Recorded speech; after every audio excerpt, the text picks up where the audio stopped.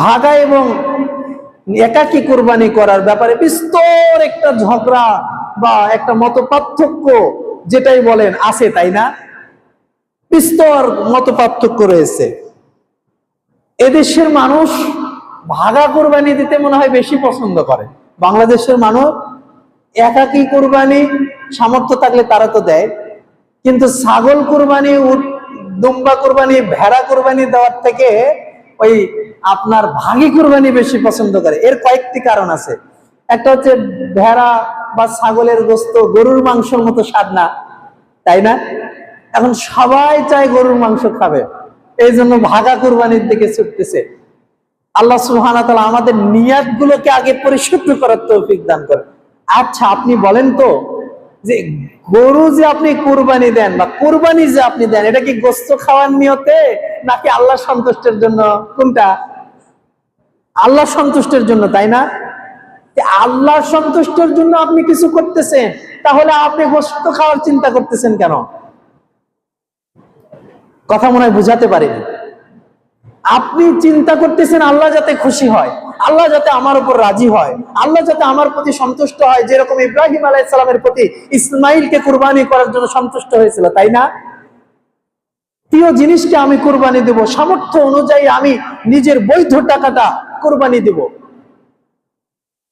এটাই যদি উদ্দেশ্য হয়, তাহলে আবার ওই কথা কেন নিয়ে আসতেছেন যে ছাগলের মাংস খেতে ভালো লাগে না, ভেড়ার মাংস অতটা সুস্বাদু না, গরুর মাংস খেতে মাশাআল্লাহ খুব ভালো লাগে, এই জন্য আমি গরুতে কুরবানি দেব, ভাগা হলেও দেব। ঠিক আছে না? একটা জিনিস এখান থেকে স্পষ্ট হয়ে যান, রাসূল সাল্লাল্লাহু আলাইহি ওয়াসাল্লাম সহিহ মুসলিমের 1967 নম্বর হাদিস, রাসূল সাল্লাল্লাহু আলাইহি ওয়াসাল্লাম একদা একটা মোটা তাজা দুম্বাকে নিলেন। নেওয়ার পরে যেটার কপালের মধ্যে সাদা রয়েছে, পায়ের মধ্যে সাদা রয়েছে, পেটের নিচে একটু সাদা রয়েছে, পুরোটা কালো, এইরকম একটা সুন্দর সুঠাম মাংসালো নিলেন।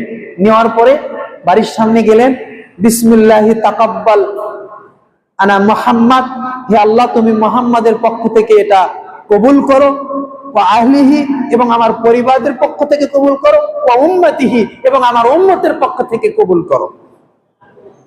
রাসূল সাল্লাল্লাহু আলাইহি ওয়াসাল্লাম কি করলেন? তিনি কুরবানি দিলেন নিজের পক্ষ থেকে একটিতে, নিজের পরিবারের পক্ষ থেকে এবং উম্মতের পক্ষ থেকে। এই হাদিস থেকে, সহিহ মুসলিমের এই 1967 নম্বর হাদিস থেকে বোঝা যায় এক পরিবারের পক্ষ থেকে একটি কুরবানি দিতে হবে। কি বোঝা যায়? যে এক পরিবারের পক্ষ থেকে একটি কুরবানি দিতে হবে। আমরা কি করতেছি? অনেকগুলো 5টা পরিবার 7টা পরিবারের পক্ষ থেকে একটি কুরবানি দিচ্ছি, তাই না? বলবেন এরও তো হাদিস রয়েছে। ভাগা কুরবানির ব্যাপারে যতগুলো হাদিস রয়েছে, আব্দুল্লাহ বিন আব্বাস থেকে, আব্দুল্লাহ বিন ওমর থেকে যতগুলো হাদিস, সময় সংকীর্ণতার কারণে বলতে পারলাম না, সবগুলো হাদিস সফরের হাদিস। সবগুলো হাদিস কিসের হাদিস? সফরের হাদিস। কয়েকটা হাদিস রয়েছে আব্দুল্লাহ বিন আব্বাস রাদিয়াল্লাহু তাআলা থেকে বর্ণিত, যেখানে সফরের কথাও বলা হয়নি, মুকিমের কথাও বলা হয়নি, কিন্তু ইমাম বুখারী, মুসলিম, ইমাম আহমদ বিন হাম্বল তারা সবাই সেই হাদিসগুলোকে, যে হাদিসে সফর এবং মুকিমের কথা উল্লেখ করা হয়নি, সেই হাদিসগুলোকে সফর অধ্যায়ে নিয়ে এসেছে। তারা বলেছে যে এই হাদিসগুলো সফর অধ্যায়ের হাদিস। সম্মানিত উপস্থিতি হাজিরিন, সার্বিকভাবে যদি বলা যায়, আপনি আপনার পরিবারের পক্ষ থেকে একটি কুরবানি দিবেন। সামর্থ্য বেশি আছে, 10 লাখ টাকা দিয়ে ঢাকা শহরে উট কিনতে পাওয়া যায়। ঢাকা ওই যে বড় বড় বনানী হাটগুলোতে উট নিয়ে এসে কুরবানি দিবেন। সামর্থ্য বেশি আছে।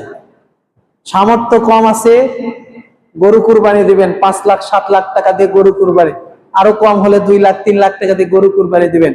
অত সামর্থ্য নেই, 20,000 টাকা দিয়ে একটা খাসি মুয়াস্তান হাট থেকে নিয়ে এসে কুরবানি দিবেন। সামর্থ্য আরো কম আছে, 8,000 10,000 টাকা দিয়ে একটা ভেড়া বা ভেড়ি নিয়ে এসে কুরবানি দিবেন। এটাই আপনার জন্য উত্তম। ওই যে আগে বললাম না, এটা হচ্ছে উত্তম। আপনার পরিবারের পক্ষ থেকে সামর্থ্য অনুযায়ী একটা ছাগল কুরবানি দিবেন, এটা হচ্ছে সবচেয়ে উত্তম। এখানে কোনো ভাগা থাকবে না, কোনো মনোমালিন্য থাকবে না, কোনো ঝগড়াঝাটি থাকবে না, কোনো কলহ থাকবে না, তাই না? কলহ হয় না? আরে ভাগা কোরবানি দিলে কত যে কথা, ওই ভালো মাংস পাইছি আমি পাইনি, আমার ভাগে খালি হাড্ডি হাড় হাড্ডি পড়েছে, আছে না? আল্লাহ হেফাজত করুন।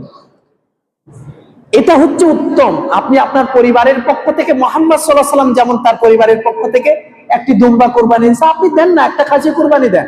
আপনার টাকা বেশি আছে, একটা গরু কোরবানি দেন। এরপরে সার কথা যেটা বলবেন, যত ওয়াজি করেন ভাগা কোরবানি কি বন্ধ করে দিবে? তাই না?